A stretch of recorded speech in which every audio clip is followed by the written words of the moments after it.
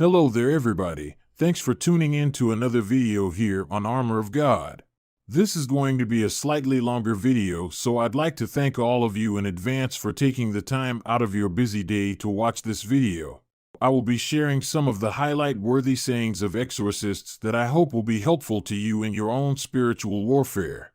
As Father Vincent Lampert once said, it is important for people to be well educated about the demonic world and the importance of faith. It's one of the reasons why Father Lampert liked to be public about the subject of exorcisms and what the Church believes and teaches, because if people truly understand their faith, then evil really is nothing to fear. For Catholics in particular, Father Lampert always say if you're praying, if you're reading the Bible, if you're going to Mass, if you're celebrating the sacramental life of the Church, the devil is already on the run. But unfortunately, there's a lot of people today who are maybe nominal in their faith. There's a lot of young people today who have left the faith, and because of that, they could be opening themselves up to the world of the demonic. Think the war is exaggerated and not real? Well, we have just seen SatanCon taking place in Boston, so don't tell me the war isn't real. Take a look at this video that I made before and posted on this channel about what the exorcist Paulo Carlin said, that Satan's greatest lie to the world is he doesn't exist. He doesn't like to be out in the open, but rather work from the shadows to mislead and steer us away from God and join his eternal damnation. So anyway, back to the original purpose of this video. There will be no particular order, but I did go through hours of lectures and interviews and make them as compilation so we can learn together about these things. I have included all the necessary links to the original full videos for each short clip in this compilation, so please feel free to click on the respective links if you like to see the full videos. This is the late Father Herbert Ryan, who was one of the primary consultants on the film The Exorcism of Emily Rose. One of the most fascinating questions and I often get it, is where do evil spirits go after they have been expelled from, let's say, a place, a thing, and particularly a person? Where do they go? And the answer to that is, we know that they return somehow to that realm of darkness called the realm of Satan, where Satan lives. Are they in this world? Be very careful what you mean if this world.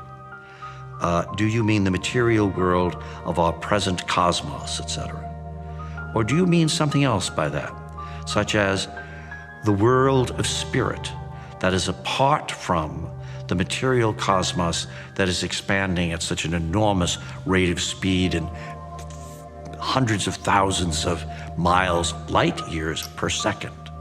No, we're not dealing with that reality of the physical universe. We're dealing with the reality of a total spiritual realm, and we do not know how that works. To say they returned to there means we don't know what X is, but they went to X. Doesn't get us very far. It's just a way of speaking. We have no concrete idea of where X is. The next exorcist is Father Dan Reehil, where he talks about the devil not being worried about being seen anymore because he realizes that his reign is coming to a close and he's using everything he has now to try to drag as many people down with him so we can be miserable in hell too.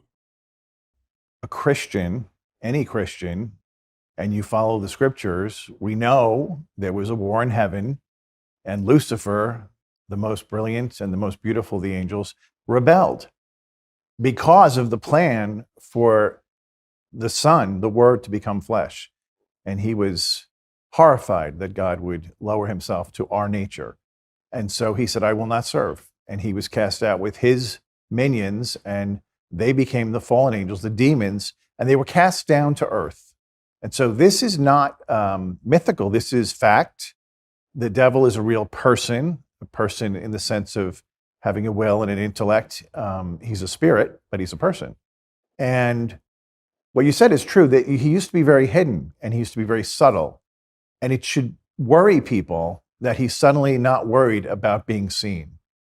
Because that means it's what most people would deduct from that is that he realizes that his reign is coming to a close, and he's using everything he has now to try to drag as many people down with him so we can be miserable in hell too. Father Dan Rehill also explains that for exorcisms, they don't perform them at scary-looking places like we have often seen in movies.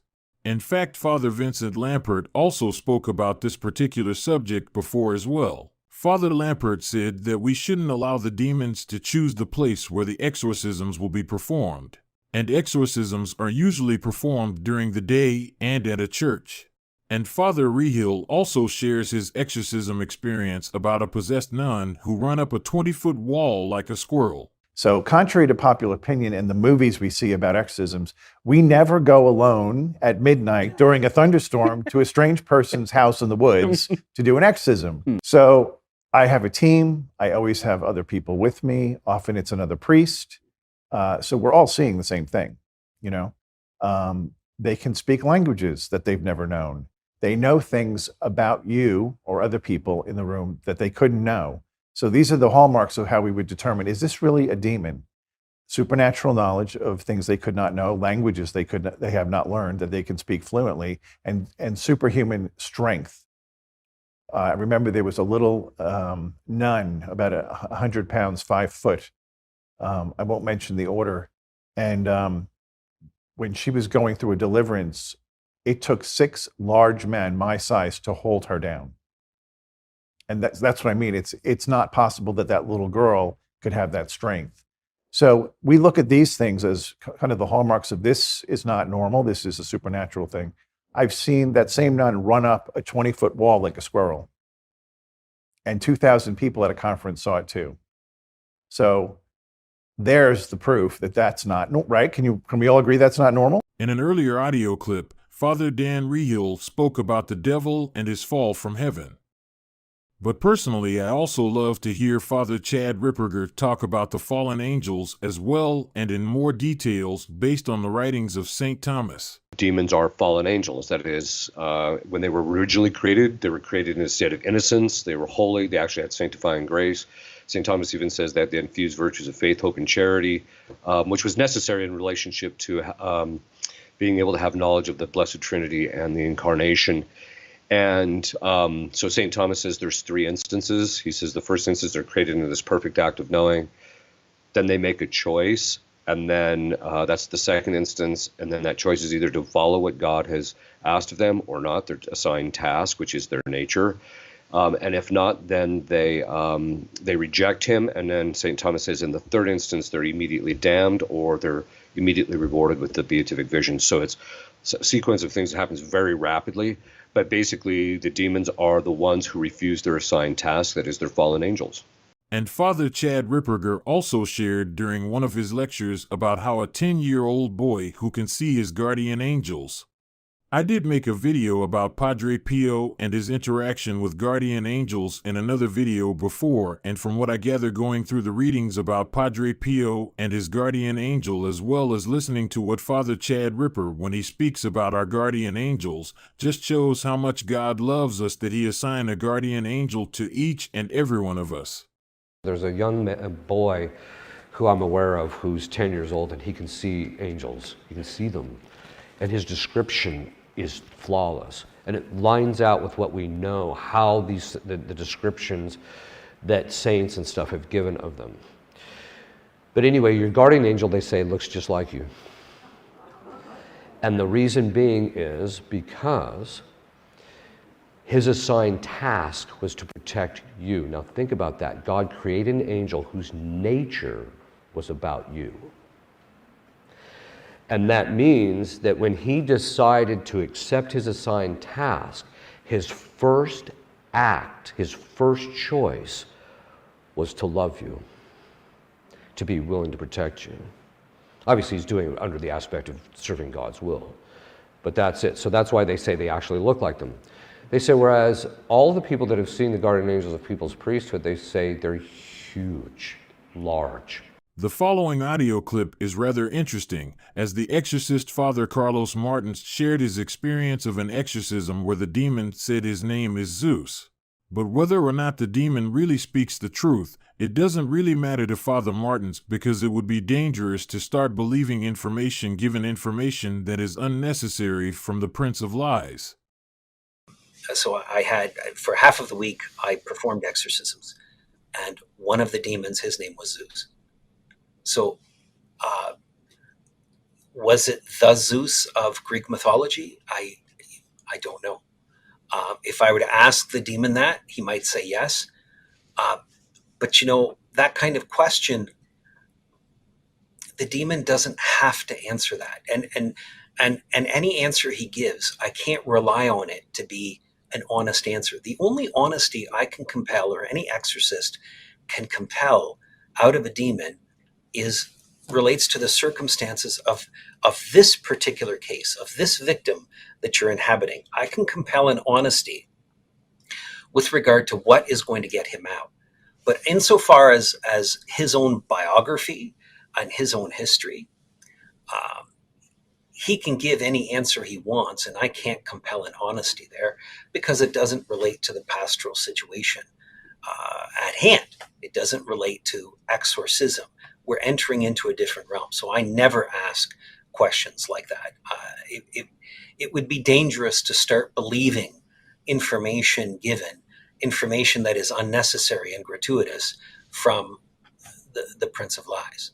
And Father Carlos Martins also addressed a rather popular question: why aren't these exorcisms recorded so that these videos can be used to convince people out there who still, perhaps on the fence or just refuse to believe, that these demons are in fact real and spiritual warfare is real? We don't record these events because of the dignity of the victim. So the demon he drives the victim to do. He's using the victim's body, and he does things with the body that is undignified, that is scandalous. So if you record those things, you make the victim subject to ridicule, and you're making the victim somebody who's already been preyed upon by the demon. You're now making them subject to be preyed upon by the general public. Because if you have a video, if you have a recording, then that recording, there's always a risk it could escape and be released in the public domain. There's always a risk that it could be subpoenaed by law enforcement for some reason.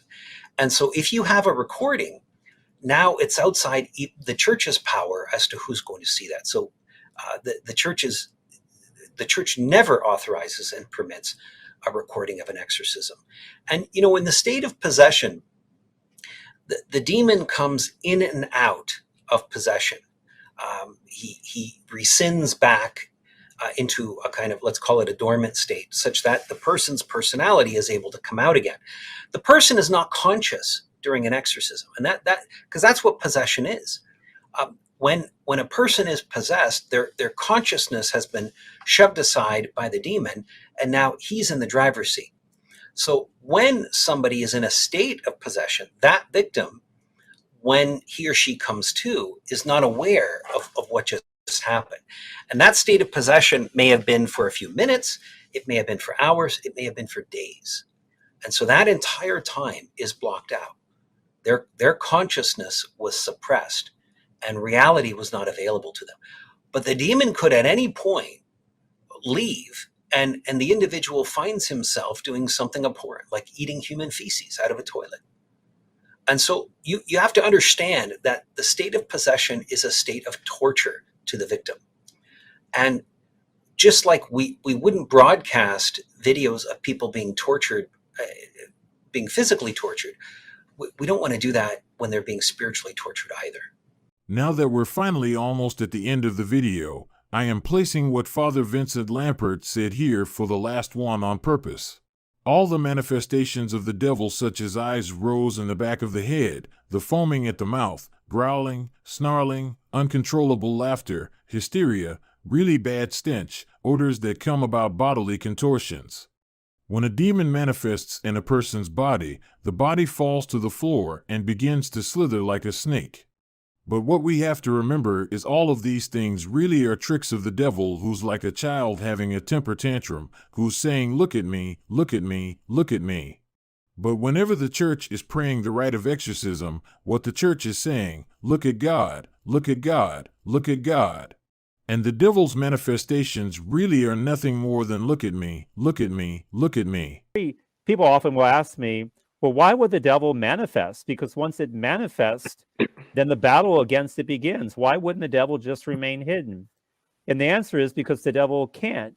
The very thing the church is doing in the rite of exorcism is throwing into the face of the demon the aspects of the Christian faith that the demon rejected as a good angel before the fall. And so when the church is doing these things, the demons become so infuriated that they lash out. Even if they don't want to, ultimately they lash out. The blessing with holy water, reminding ourselves of our baptism into Christ, the litany of the saints, invoking our Blessed Mother and the other great saints of the church, reading from the Psalms out of the Old Testament,